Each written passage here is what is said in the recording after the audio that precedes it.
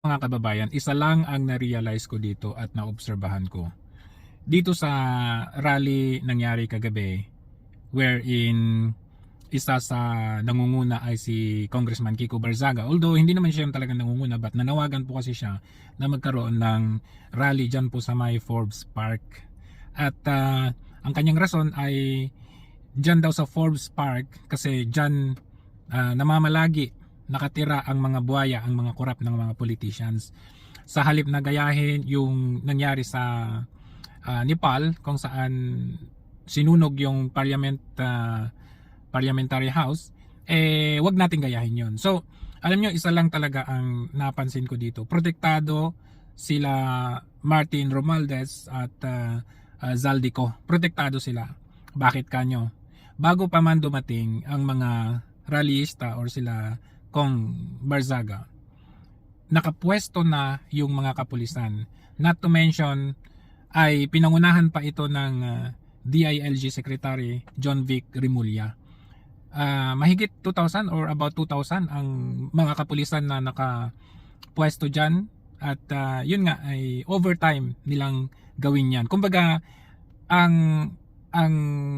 pera ng taong bayan at yung pawis ng mga kapulisan na nag-overtime ay talagang ginamit ng gobyernong ito para lang mabantayan sila Martin Romualdez at Zaldico. Talagang hindi kasi sabihin ng iba, hindi kasi bahay ng mga mayayaman, hindi lang yun eh.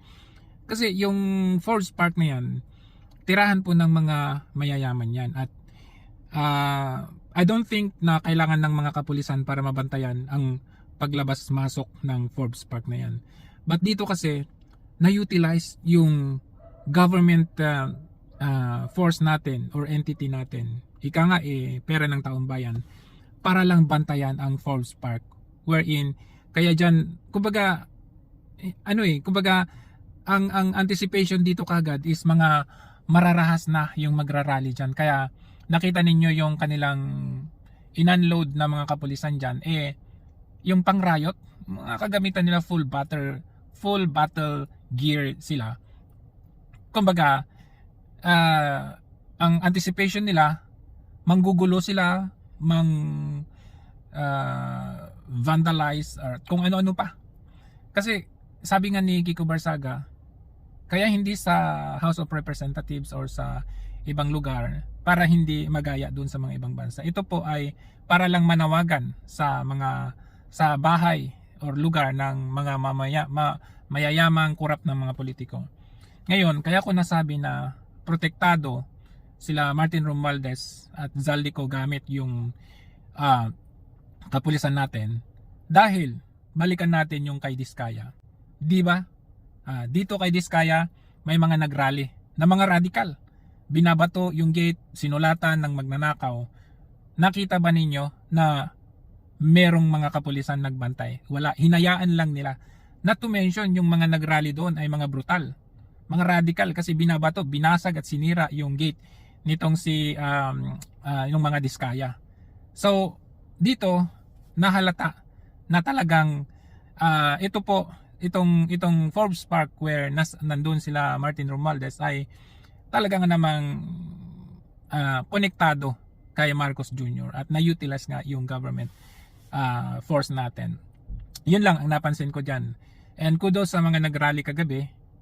I believe na mas marami pa dyan ang sumusuporta sa rally, bagamat hindi lahat kasi makakapunta, yung iba may trabaho pa, yung iba malalayo. But if you try to look at the followings ni Kiko Barzaga, dito nga makikita ninyo, ayan yung nag-like, nag-heart, umabot ng 50k mahigit.